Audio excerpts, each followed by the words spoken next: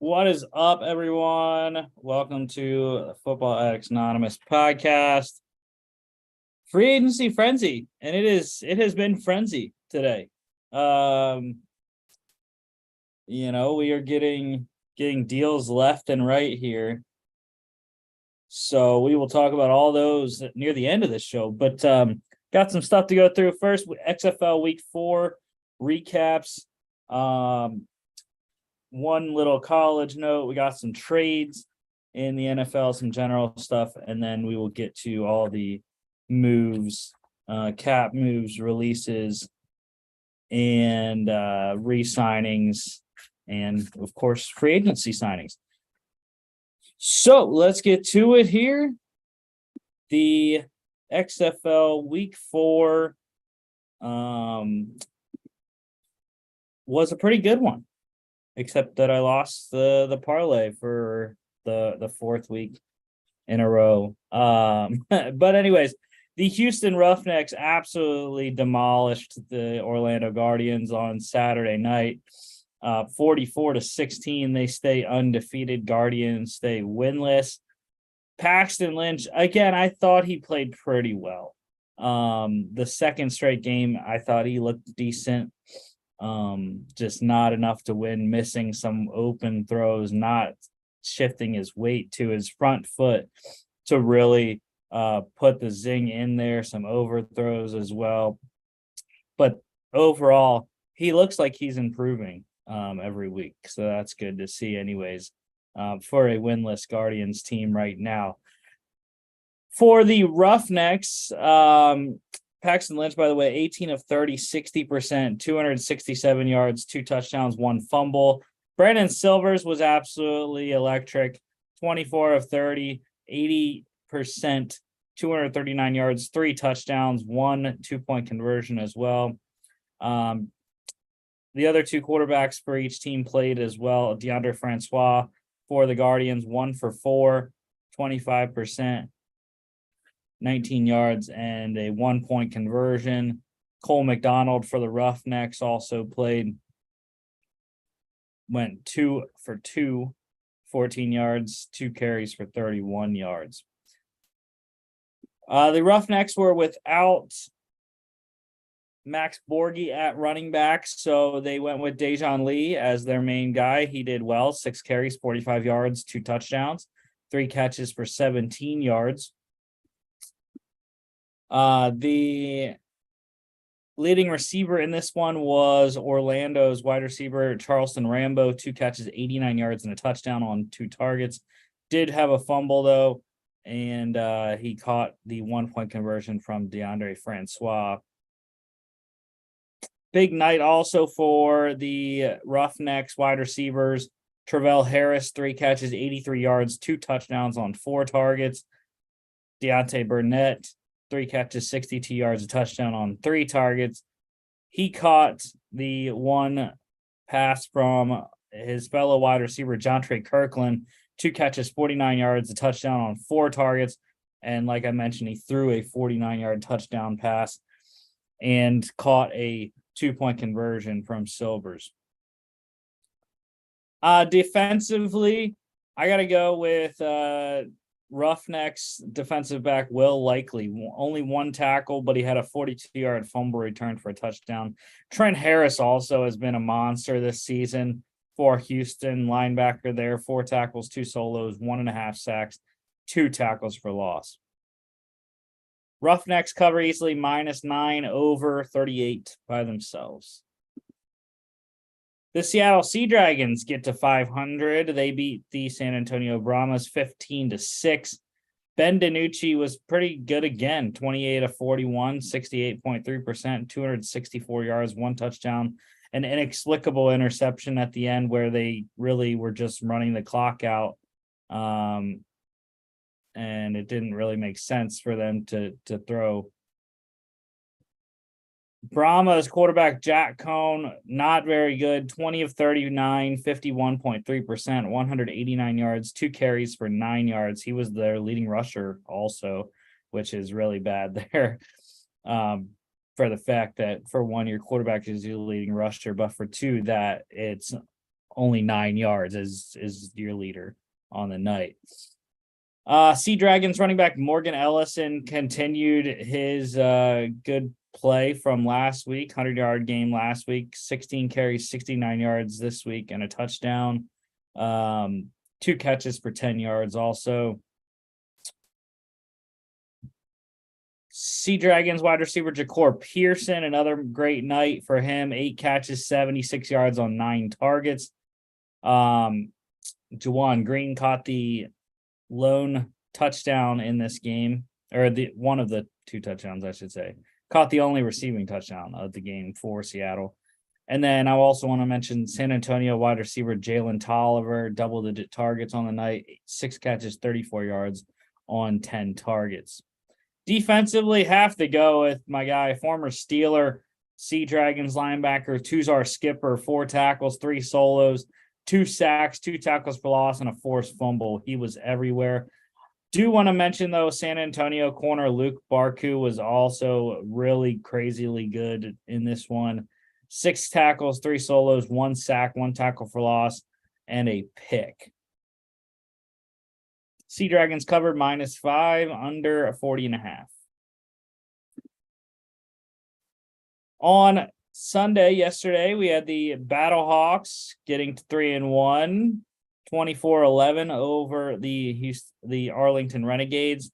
AJ McCarron was absolutely spectacular. 20 of 27, 74.1%, 214 yards, 2 touchdowns, 1 pick, 1 2-point conversion, and 1 1-point conversion. And for the second straight week, Kyle Sloter as your starter for Arlington. And the second straight week, they don't score many points. 10 points last week, got the win somehow against a bad Orlando team.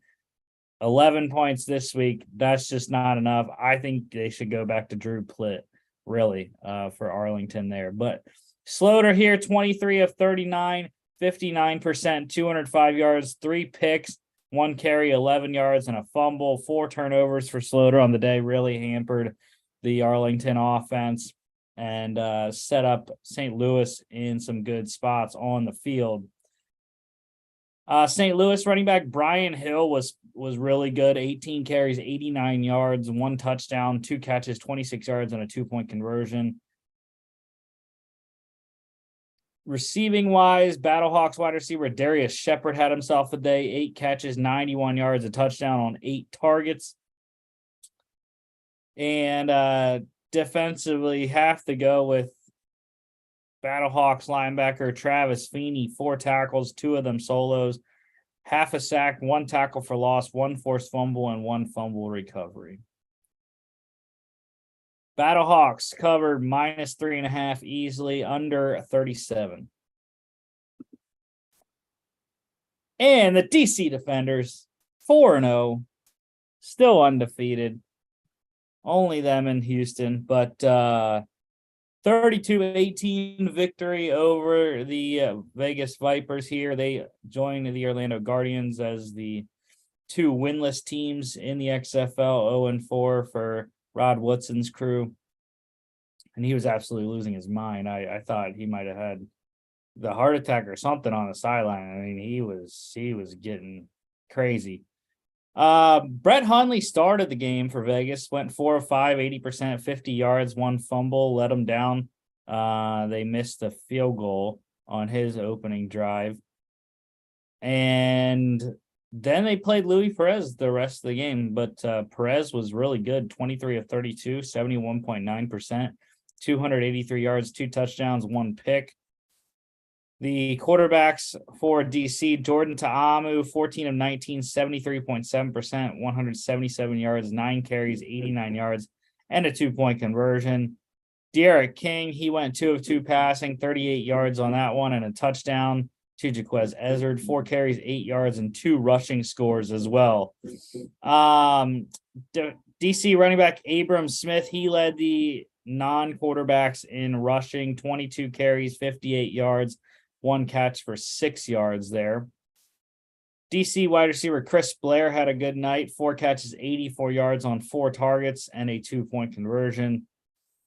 Sinque Sweeting for Vegas, really great night for him, 3 catches, 65 yards, 2 touchdowns, on 6 targets and a loss.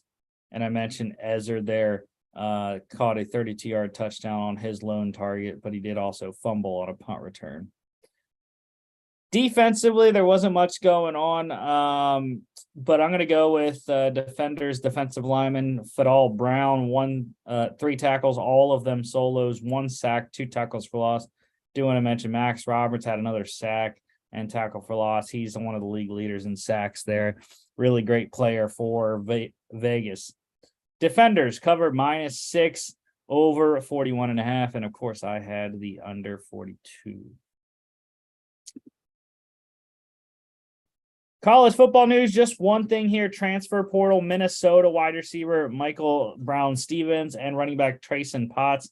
They have both entered the transfer portal. Trey Potts, really solid running back. Interested to see where he lands in this kind of second transfer portal window on the college football off season. We have some trades in the NFL. The Dolphins, they got a massive piece getting corner Jalen Ramsey from the LA Rams. Dolphins sending back the number 77 overall selection. That's a 3rd round pick this year. And tight end Hunter Long, a 5th round, I believe, draft pick either last year or 2 years ago there. So, yeah, I mean, the Dolphins, they needed secondary help, someone opposite Xavier Howard, and they got it for sure. And Jalen Ramsey had a little bit of a down year, at least by his standards last year, but looking to get it back on track this year with a kind of loaded team, pending quarterback situation. The Dolphins also, as a part of this deal, they guaranteed Jalen Ramsey's 23 and 24 salaries, $36.9 million, fully guaranteed the next 2 seasons for Ramsey in Miami. Another trade went down today. The Falcons picking up some tight end depth with a familiar face. Tight end Jonnu Smith going to Atlanta from New England. Familiar with the Arthur Smith offense from his time in Tennessee, their time in Tennessee together. So should really pick that up relatively quickly, be a nice piece there for that Falcons offense to go along with Kyle Pitts at the tight end position. Patriots getting back a 7th round selection. I believe it's this year, but I'd have to check on that. And this also saved New England $4.4 million in salary cap space. Some general news here. The legendary Vikings head coach Bud Grant unfortunately passed away on Saturday at the age of 95. Was the Vikings head coach from 1967 to 1985. And very successful coach there. The 158, 95, and 6 in the regular season, 10 and 12 in the playoffs, 1-time NFL champion, and that's pretty much the equivalent of a conference champion because that was pre-merger in 69, I believe that was when the Vikings were the NFL champion, playing in that would have been Super Bowl 4, I believe, against the Chiefs and Len Dawson there. And then 3-time NFC champion when they merged the AFL and the NFL in 1970. Yeah, so really great coach. Went to 4 Super Bowls, unfortunately lost them all. But maybe the greatest Vikings coach ever. So there you go. Condolences to his family and friends there. This next thing, I don't know if I believe it or not, but CBS Sports, I've made my disgust known with CBS Sports reporting, but before, but they reported the Panthers could still reportedly trade back from number 1 as they're unsettled on which quarterback to go with at 1. Maybe the Texans know which guy they want, and the Panthers are okay with getting the second guy, and they can trade back to 2 with Houston or whatnot. So we'll wait and see on that.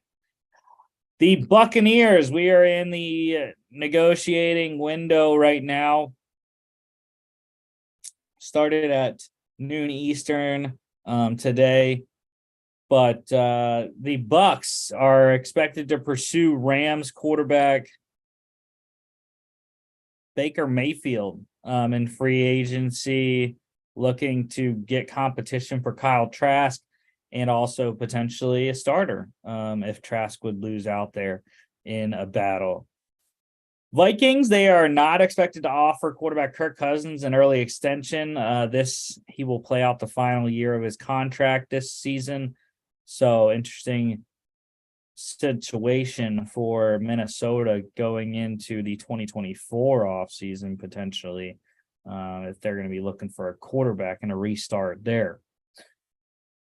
Free agent wide receiver Odell Beckham Jr. had his workout on Friday. We kind of talked about it then, but since several teams have reached out interested in signing him, just no talks necessarily have begun on contracts with any teams right now.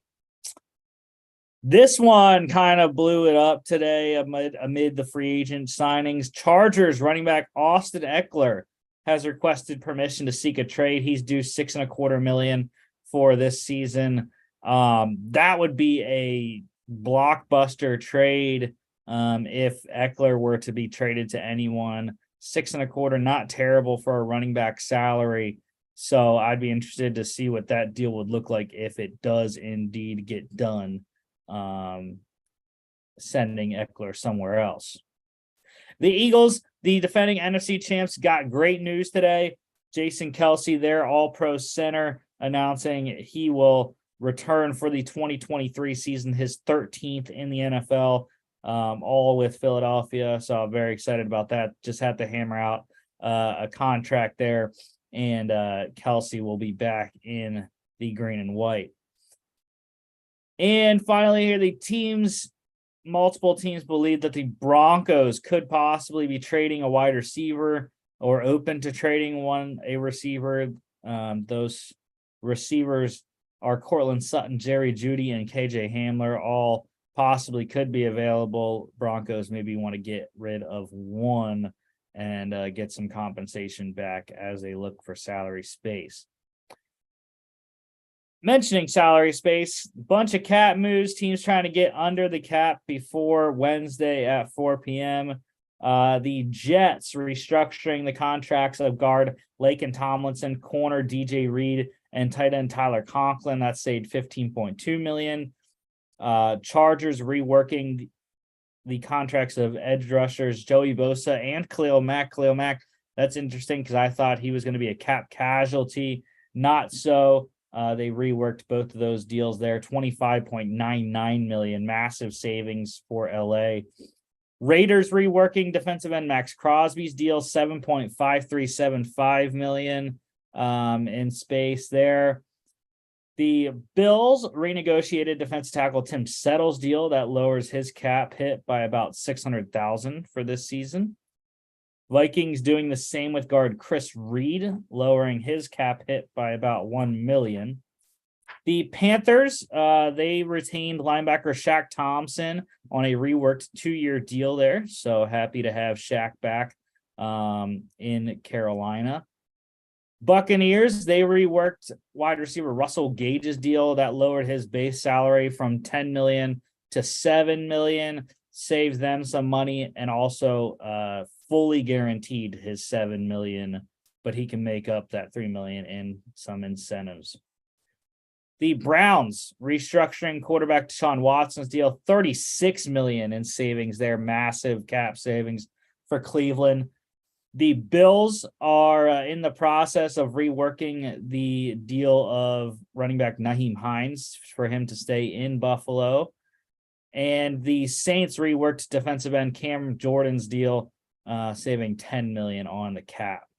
Some notable releases before we hit free agency on Wednesday. Cardinals released linebacker Marcus Golden. That was a shock. 11 sacks last year. Should be coveted on the free agent market.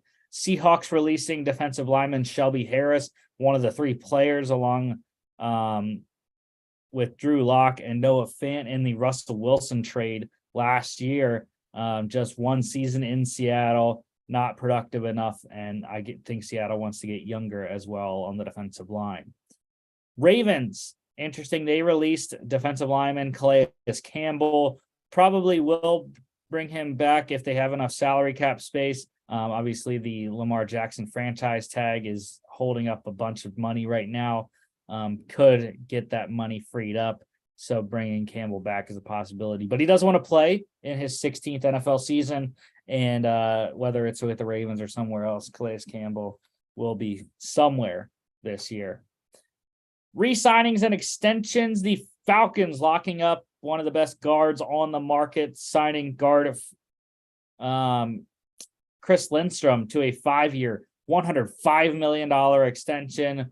Crazy deal for him, but Falcons, probably one of their best players on their team, needed to get him locked up, and they did. The Commanders, they signed franchise tagged defensive tackle Daron Payne to a 4-year, $90 million deal, $60 million guaranteed. Really good deal for Payne and Washington. One of the best interior disruptors in the NFL. So I think that's a solid deal for both sides. Bengals, they re-signed linebacker Jermaine Pratt to a 3-year, $21 million deal. Over 100 tackles last year. Solid veteran player in the middle of their defense. I think Cincinnati wanted him back, and it's a nice number there at 7 per year. Patriots, they re-signed their best corner, Jonathan Jones, to a 2-year, $20 million deal, $13 million guaranteed. Team-friendly deal, I think, anyways. It's $10 million per season, which is nice for a corner, but also, I think the short length helps Patriots as well as Jones there to get him to free agency quicker, and they get their star corner back. Lions, they re-signed linebacker Alex Anzalone to a 3-year, $18.75 million max value deal. Pretty good interior player there for the Lions on defense. We're looking at them probably getting a bigger name in free agency, but Anzalone, a solid player there at the second level. The Jets, they re-signed linebacker Quincy Williams, 3-year, $18 million deal, $21 million max value on that one. His brother Quinnen's still waiting for his deal, but nice to see Quincy back in the green and white there for New York. Saints, they re-signed tight end Juwan Johnson, 2 years, $12.01 million, $14.01 million max deal. Emerging player for New Orleans, and going to be a nice option for Derek Carr in the pass game.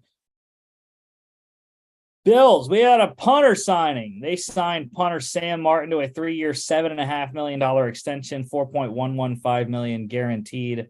That is a very good deal for Martin, and Buffalo, one of the best punters in the league.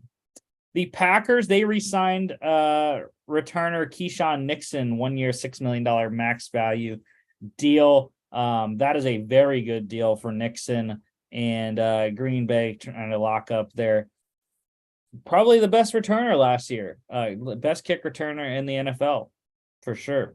Should have made the Pro Bowl, and not what's his face in Dallas. Giants re-signing wide receiver Sterling Shepard, 1 year, $1.165 million base salary there, $1.813 million max base salary for this year. Good deal for both sides. Shepard coming off another injury, just cannot stay healthy. So, but it's nice to see him go back to the Giants where he's been his entire career. The Bills re-signing some linebackers. They signed linebacker Matt Milano to a 2-year extension that created $6 million in cap space. They also re-signed backup linebacker Tyler Matakevich to a 2-year deal. Really good special teams player as well as a backup defender. 49ers, they re-signed safety Tashawn Gibson on a 1-year deal. Nice to get him back in the Bay. Bengals, they re-signed not the safety that everyone thought, but safety Michael Thomas to a 1-year deal. Nice veteran option in the back end. Chargers, they re-signed Justin Herbert's backup quarterback Easton Stick. And the Buccaneers, they re-signed corner Jamel Dean, 4 years, $52 million deal.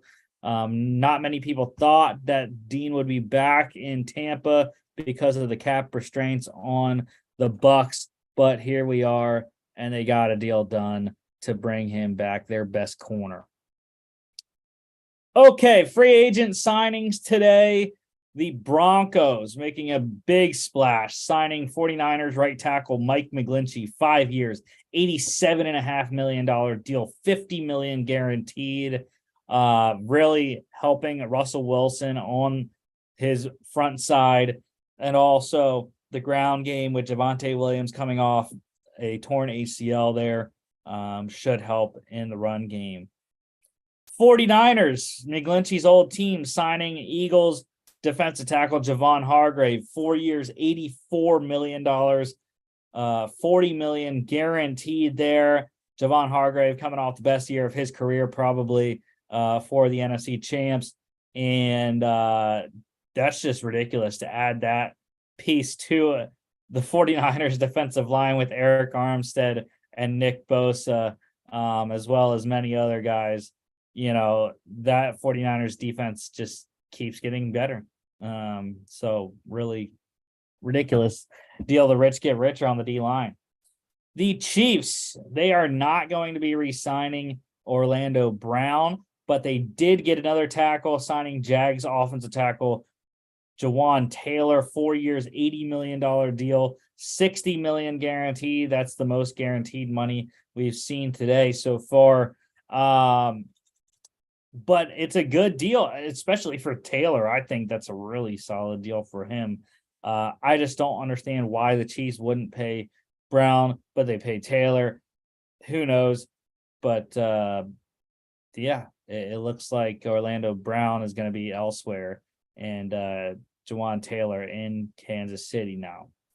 Big blow to the Jags, by the way, for their offensive line. Got to figure some stuff out there for Trevor Lawrence's sake. The Bears, they have been signing all day. The biggest one they had, Bills linebacker Tremaine Edmonds, 4 years, $72 million, $50 million guaranteed. That is just crazy money for an off-ball linebacker. As great as Tremaine Edmonds is, for one, he's really 24 years old still after 5 years in the league is just ridiculous. But yeah, or entering his 5th year, I think it was. But anyways, yeah, Ryan Poles has been on the phones all day getting contracts done, and the Bears started with the most money. They've spent a lot of it so far already. The Raiders making a splash, the second quarterback domino happening this off season after the Derek Carr signing in New Orleans. The Raiders, they have got their quarterback for the foreseeable future, signing quarterback Jimmy Garoppolo to a 3-year, $67.5 million deal, $34 million guaranteed. Just take the quick trip down to Vegas, Jimmy G, and I think he'll have a good time in Las Vegas with the weapons they have in Hunter Renfrow, Darren Waller, Devontae Adams, and co. Josh Jacobs as well. Falcons, they sign Bengals safety Jesse Bates III, 4 years, $64.02 million, $36 million guaranteed. I think that is a fantastic signing for Arthur Smith and that Falcons defense. Falcons really improving their team, especially on the defensive side, which is where they needed the most work last year. Broncos making another signing to protect Russell Wilson, signing Ravens guard Ben Powers, 4 years, $52 million, $28.5 million guaranteed. Powers a road grader for Baltimore in that offense, and I think that's what you're going to expect from him in Denver as Sean Payton looks to run the ball, like I mentioned, with Javonte Williams off the injury. Going back to Atlanta, the Falcons signing another guy, Saints defensive tackle David Onyemata, 3 years, $35 million, $24.5 million, fully guaranteed. Stealing away from a rival is always good. Onyemata, that was a little bit rich for my liking, but I understand why. He's a good interior pressure. Can play the run as well. And I think, like I said, Atlanta doing a lot of good stuff here with Jesse Bates and Onyemata. The Lions getting in on the action. They signed Steelers corner Cam Sutton, 3 years, $33 million, $22.5 million guaranteed. That was a really solid signing by Detroit. I was disappointed. I wanted the Steelers to re-sign him.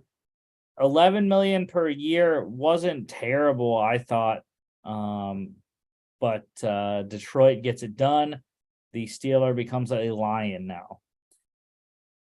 Going back to the Bears, they signed Titans guard Nate Davis to a 3-year, $30 million deal.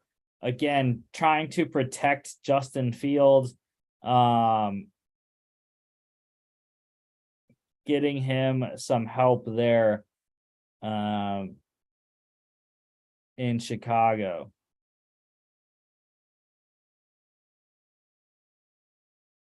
The Commanders, they got a nice tackle addition, signing Chiefs right tackle Andrew Wiley to a 3-year, $24 million deal. That one is interesting. Wiley has not been the best player for Kansas City, but I do think it's a nice move for Washington. They needed some help on the offensive line and got it in Wiley.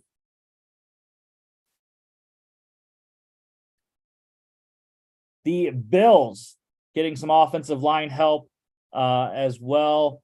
They signed, I believe, Jets guard Connor McGovern to a 3-year, $23 million deal.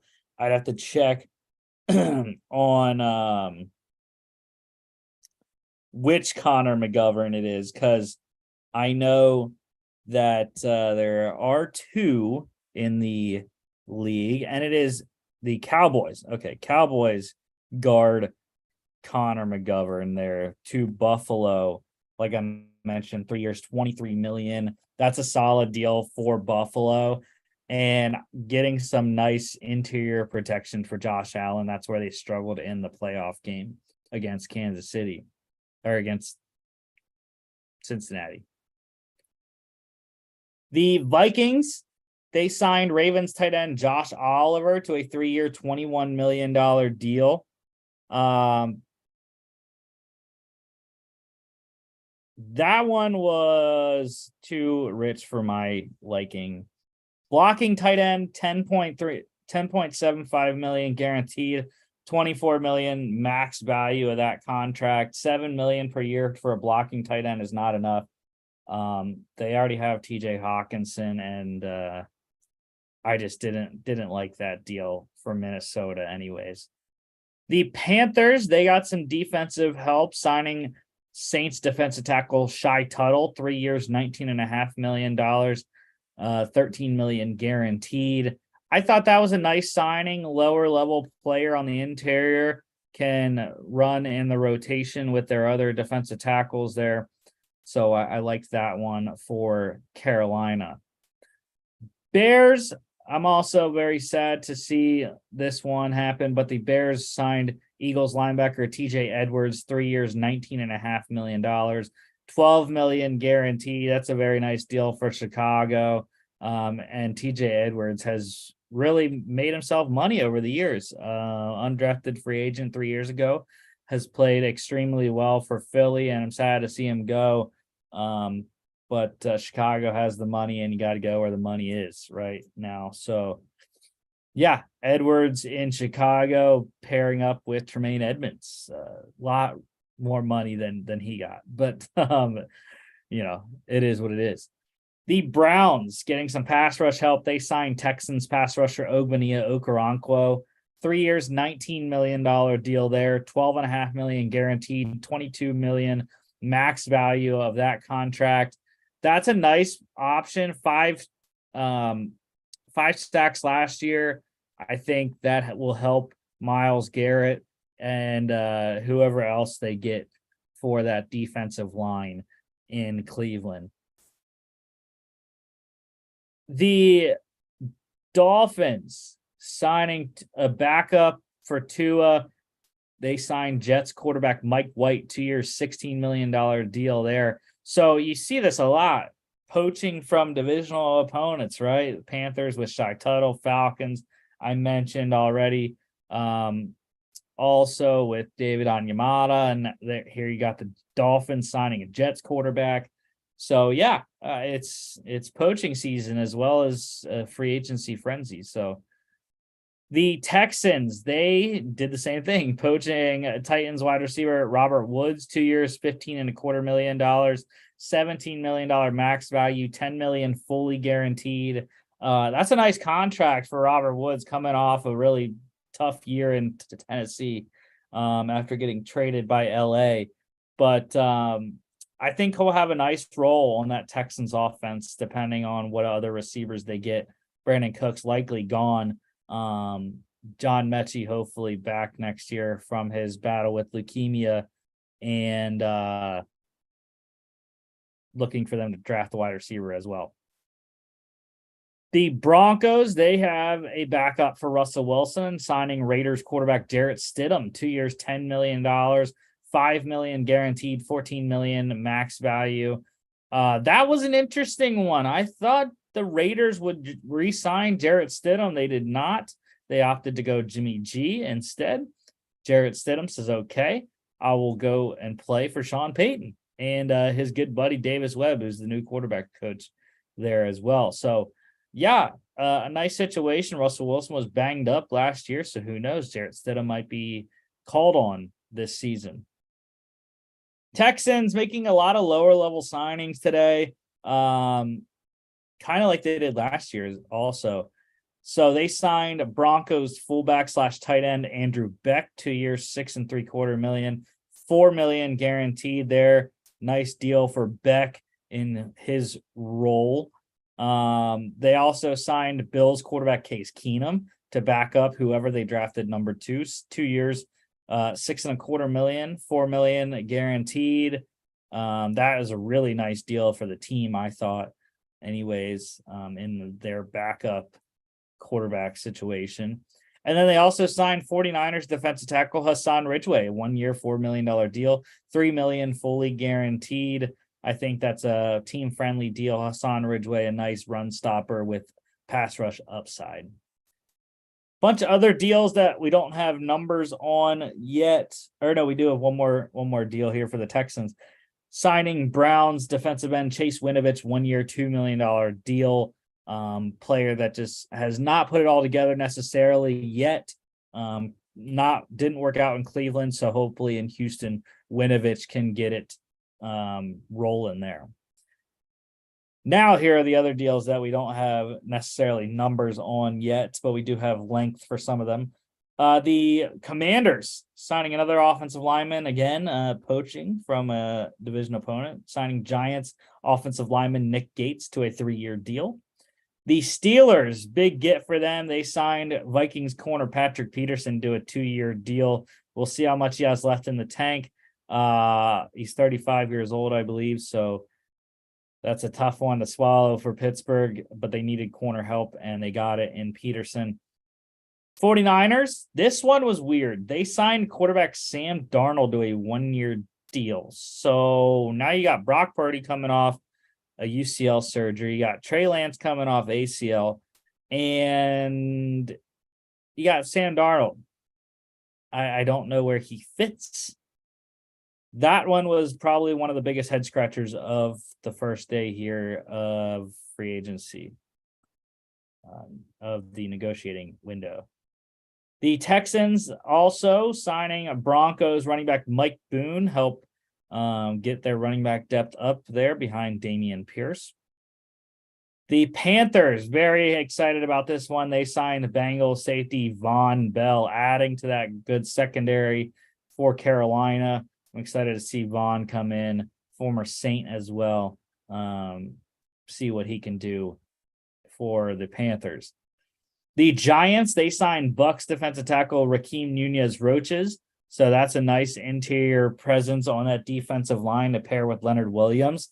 Nunez-Roches in Tampa for the last couple of years, anyways. And then finally, the Titans, they signed Eagles offensive tackle Andre Dillard. They needed offensive line help. Got it in Dillard to fill one of the tackle spots there.